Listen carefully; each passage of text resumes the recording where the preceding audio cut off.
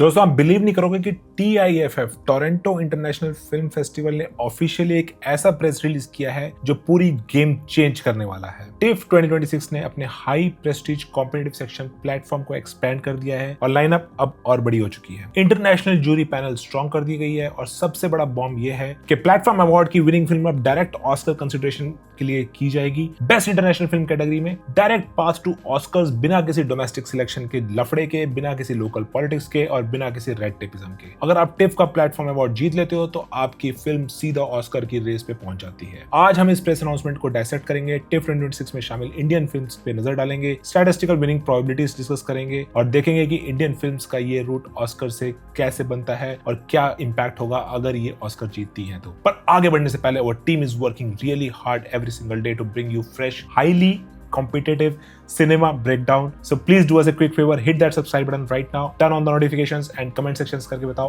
आपको local film committees को bypass करके डायरेक्ट एंट्री टू ऑस्कर वाला वीडियो कैसा लगा। सबसे पहले बात करते हैं टिफ 2026 में इंडिया की प्रेजेंस की। कॉम्पिटिटिव प्लेटफॉर्म सेक्शन में इंडिया को रिप्रेजेंट करने के लिए सबसे आगे चल रही है थेजा रियो की नागालैंड बेस्ड फिल्म अंग, जो एक विजुअल एस्थेटिक मास्टरपीस है, making it world premiere at Toronto. लेकिन गेम यहीं खत्म नहीं होता। स्पेशल प्रेजेंटेशन और सेंटरपीस सेक्शन में भी इंडियन रिप्रेजेंटेशन नेक्स्ट लेवल पे है। रिची मेहता की high octane drama Phoolan back by prime video and starring Sneha Kumari बहुत ज्यादा क्रिटिकल हाइप जनरेट कर रही है। फूलन देवी के सराउंडिंग एक इंटेंस सी स्टोरी बताती है कि कैसे फेस्टिवल सर्किट पर ऑलरेडी डिस्कशंस का टॉपिक ऑलरेडी हाई है। तो ये इंडिपेंडेंट मास्टरवर्क्स के साथ India has brought one of its most diverse and powerful festival slates to Toronto in over a decade. अब अगर हम प्योरली स्टैटिस्टिकल एनालिसिस की बात करें तो एक्सपेंडेड 12 फिल्म प्लेटफॉर्म लाइनअप में हर फिल्म के पास बेसलाइन 1/100/12 करेंगे तो 8.3% विनिंग प्रोबेबिलिटी बनती है। पर जूरी की रेस में सबसे आगे 30% जो क्लियरली विनिंग में आ रही है वो आ रही है Japanese author मिवा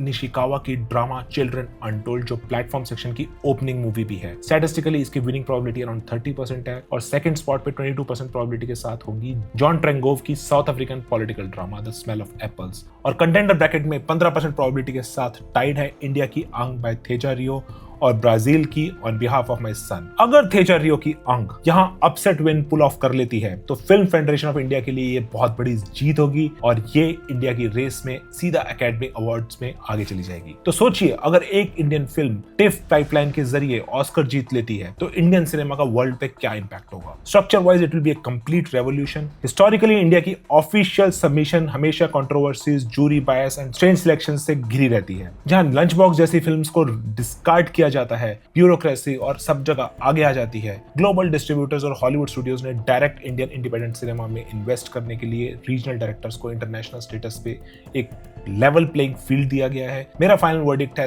tiff platform award institution is not just a news update, it's a historical structural shift for non English cinema. चाहे वो कॉम्पिटिटिव सेक्शन में थेजा रियो की अंग हो या प्रीमियर सेक्शन में रिची मेहता की फूलन, इंडियन सिनेमा अब ग्लोबल फेस्टिवल्स में पार्टिसिपेट करने के लिए पूरी तरह रेडी है। वो ग्लोबल स्टेज के रूल्स रीराइट कर रहा है। आपके हिसाब से कौन सी इंडियन फिल्म्स ऑस्कर में जानी चाहिए लास्ट ईयर की? आपके मुझे कमेंट्स का इंतजार रहेगा, मैं सारे कमेंट्स पढ़ता हूँ। प्लीज चैनल को सब्सक्राइब करो। हम मिलते हैं नेक्स्ट वीडियो में, तब तक के लिए फिल्मी रहो।